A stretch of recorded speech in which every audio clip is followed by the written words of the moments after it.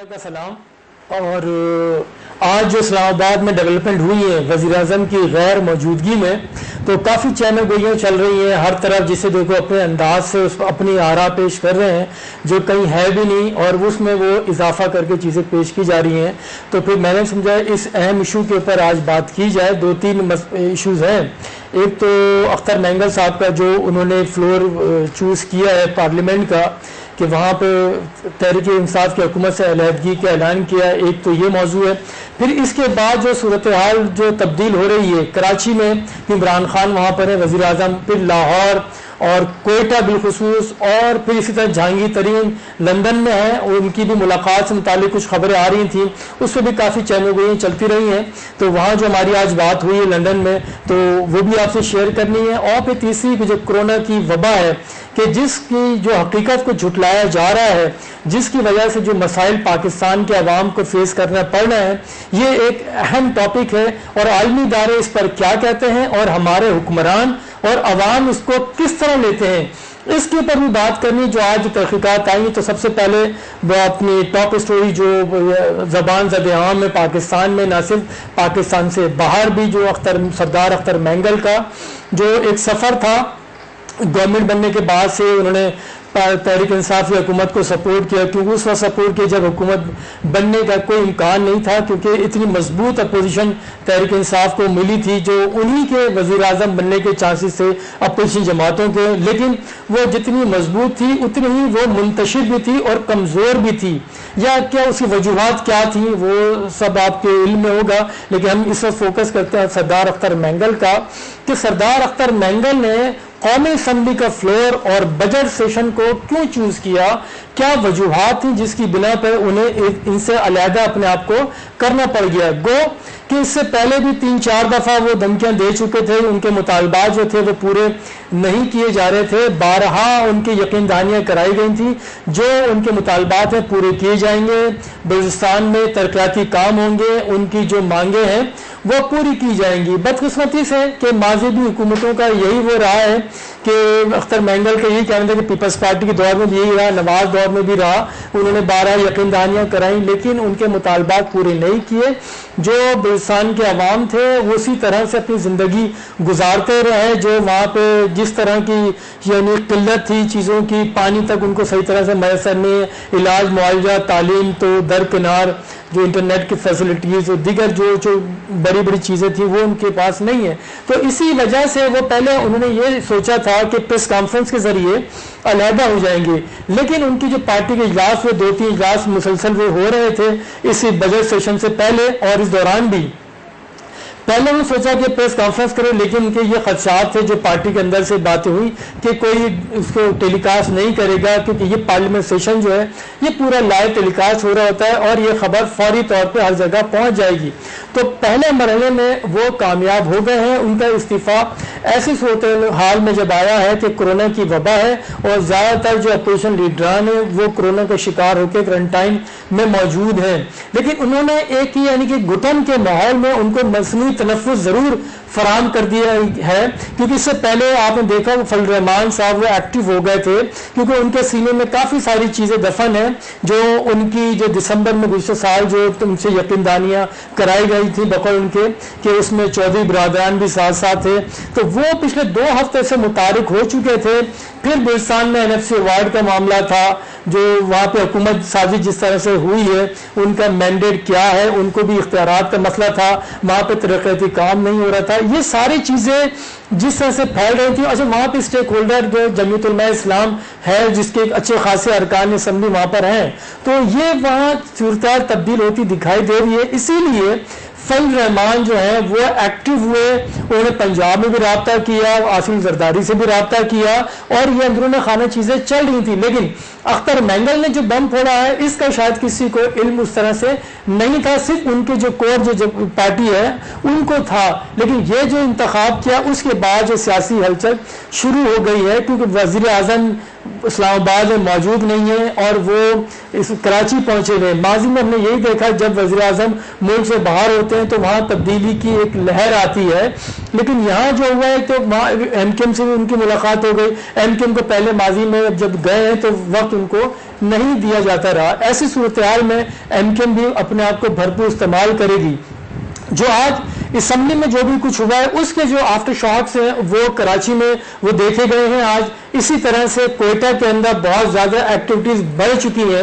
گو کہ کرونا ہے, سب نے اپنے آپ کو آئسولیٹ کیا ہوا ہے, گھروں میں موجود ہیں, لیکن سوشل میڈیا کا سہارا لیتے ہوئے, موبائل فون کا سہارا لیتے ہوئے انہوں نے بات چیت شروع کر دی ہے.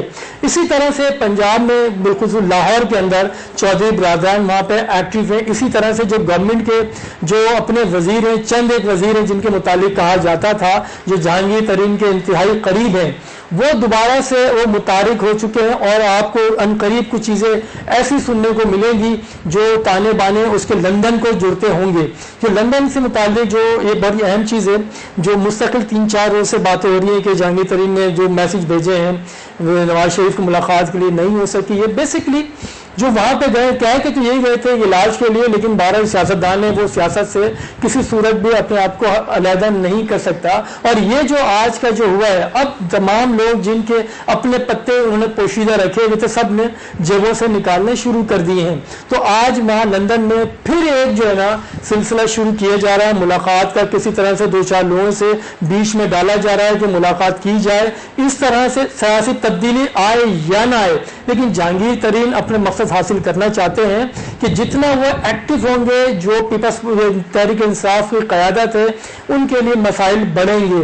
کیوں کہ عمران خان کے اتنی کلوز تھے وہ, اور جتنے دور ہو چکے ہیں وہ, جتنا تحریک انصاف کے جو اپوزیشن پارٹی ان کے ساتھ ملاقاتیں کریں گے اس کا اثر لامحالہ قیادت کے اوپر ہوگا. اور یہ جو چیزیں ہیں یہ بھی شاید 1-2 دن میں وہ چیزیں اپڈیٹ ہو کے سامنے آ جائیں گی. تو سیاسی ماحول اس وقت جو کرونا کی صورتحال میں جس طرح سے lockdown smart lockdown کیا گیا تھا اس کے اندر سیاسی حلیف اور حریف جو ہیں ایک بار پھر متحرک ہو چکے ہیں. اور اس کی بینیفیشری جو بظاہر نظر آ رہا ہے, جو پاکستان مسلم لیگ قاف جو ہے ایک خاموش ہو گئی تھی, انہوں نے کافی جدوجہد کی, کوششیں کی, مختلف بیانات دیے, پھر ان کی تردید بھی کی, لیکن کچھ نہیں ملا. اسی طرح سے بیٹھ کے جو منسٹریاں تھیں اسی پہ اکتفا کیا گیا. لیکن پھر ایک بار پھر ان کی اہمیت بڑھ چکی ہے کیونکہ تحریک انصاف کی اب 4 سیٹیں کم ہو گئی ہیں. اب وہاں سے تحریک پاکستان متحدہ قوم موومنٹ وہ اور پھر پاکستان مسلم لیگ قاف, ان کی جو سیٹیں 7 اور 5 یہ انتہائی اہم کردار ادا کر سکتی ہیں. لیکن بظاہر صورتحال وہ نہیں ہے کہ وفاق میں کوئی تبدیلی آئے, کیونکہ ماضی میں ہم دیکھ چکے ہیں چیئرمین سینٹ کا انتخاب ہو, وزیر اعظم بننا ہو یا صدر بننا ہو, اس طرح کی جب بھی یعنی کہ واضح چیزیں نظر آ رہی تھی اس کے باوجود جو ہے اپوزیشن جماعتیں اس میں سے کوئی بھی چیز حاصل نہیں کر سکی. تو جو تبدیلی کی لہر آ سکتی ہے, جو تھوڑا بہت جو امکان ہے وہ بلوچستان کی سطح کے اوپر وہ شاید وہاں پہ کوئی تبدیلی آ جائے اور کوئی چیزیں ان کی جو ڈیمانڈز ہیں وہ شاید پوری کر دی جائیں. اسی لیے اس میں رول جو اہم رول ہوگا مولانا فضل الرحمان کا ہوگا. وہ جس طرح سے وہ ایک زیر سیاستدان کے طور پر انہوں نے منوایا تھا پچھلے سال دسمبر میں, جب تمام جماعتیں سیاسی جماعتیں اپوزیشن پارٹیاں خاموش بیٹھی تھی, ایسے میں مولانا فضل الرحمان نکل کر آئے. اور جب وہ انتہا کو پہنچا ان کا احتجاج اور دھرنا, پھر چودھری برادران گئے, کس کے کہنے سے گئے, کس کی وجہ سے مشاورت کی اور ان کو کیا یقین دہانی کرائی. اب وہ چیزیں ہیں وہ ہلکے ہلکے سامنے شاید وہ آنی شروع ہو جائے. اچھا, دوسری چیز اسی کے ساتھ جو چل رہی ہے وہ کرونا کی وبا ہے. اس کے اوپر وہ بات کرتے ہیں کہ جو عالمی ادارے جس طرح کی جو رپورٹیں دے رہے ہیں وہ انتہائی خطرناک ہے, لیکن ہمارے ہاں وہ سیاسی قیادت ہو, عوام ہو یا انتظامیہ ہو, کوئی بھی اس حقیقت کو تسلیم کرنے کے لیے تیار نہیں ہے کہ یہ کتنی خطرناک وبا ہے, اس کی وجہ سے کتنے لوگ متاثر ہو رہے ہیں. اس کے باوجود لوگ باہر نکل رہے ہیں. اسی طرح سے سوشل جو ڈسٹینسنگ کا جو فارمولا تھا اس کو نظر انداز کیا جا رہا ہے. گو کہ عالمی ادارے کے کہنے کے اوپر اسمارٹ لاک ڈاؤن کیا گیا ہے, لیکن جو کہا گیا تھا کہ آپ کو کلا لاک ڈاؤن کرنا پڑے گا, 15 دن لاک ڈاؤن, اس کے 15 دن ایز دینا پڑے گا. لیکن بہرحال پھر بھی انہوں نے لاک ڈاؤن کیا ہے. کہ خدشات یہ ہیں جو عالمی ادارے کہہ رہے ہیں کہ دنیا کے ہر 5 میں سے 1 شخص جو ہے کورونا سے متاثر ہے, اور دنیا کے جو 22% جو آبادی ہے وہ اس سے متاثر ہو سکتی ہے, اور کروڑوں لوگ جو ہیں وہ انتہائی نگہداشت میں جا سکتے ہیں. تو یہ صورتحال ہے جو عالمی ادارے خدشات ظاہر کر رہے ہیں. لیکن اس کے برعکس اگر ہم پاکستان کی صورتحال دیکھیں, یہاں اس حقیقت کو کوئی تسلیم کرنے پر ابھی تک آمادہ دکھائی نہیں دے رہا.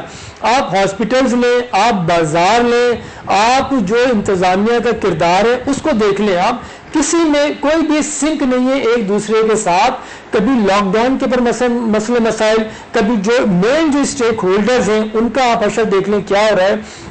کیونکہ دنیا بھر میں جب بھی وبا آتی ہے تو ریاست کی ذمہ داری ہوتی ہے لوگوں کو فیسیلیٹیٹ کرنا، ان کا علاج معالجہ حکومتی سطح پہ فری آف کاسٹ کیا جاتا ہے.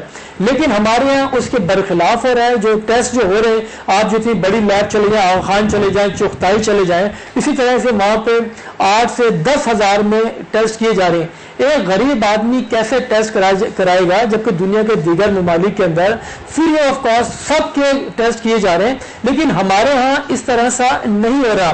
اچھا، جو خدشات جو منڈلا رہے ہیں یہ تو ہے کورونا، لیکن آپ نے دیکھو کہ ماضی میں پولیو کی جو وبا تھی اس سے پاکستان آج تک نہیں نکل سکا ہے.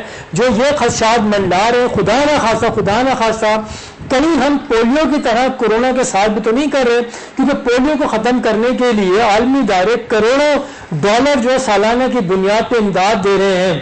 صرف پاکستان سے اوپر ایک افغانستان ہی رہ گیا ہے، اس کے علاوہ کہیں پولیو دنیا بھر میں نہیں ہے. اور آپ کو ایک اہم چیز آخر میں کہ دنیا کا نظام بدل رہا ہے.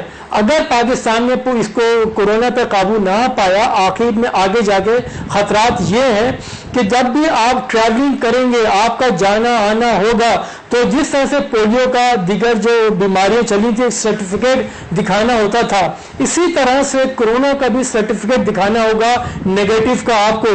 تو خدا را ہمیں ابھی بھی اس کو سنجیدگی سے لینا ہوگا. اس کو پولیو نہ بنائے، کورونا کو ختم کریں، اسی میں ہماری اور ہمارے معاشرے کی بہتری ہے. تو یہ چیزیں تھیں، اس کے اوپر چاہ کے تھوڑا سا آپ کے ساتھ بات کی جائے.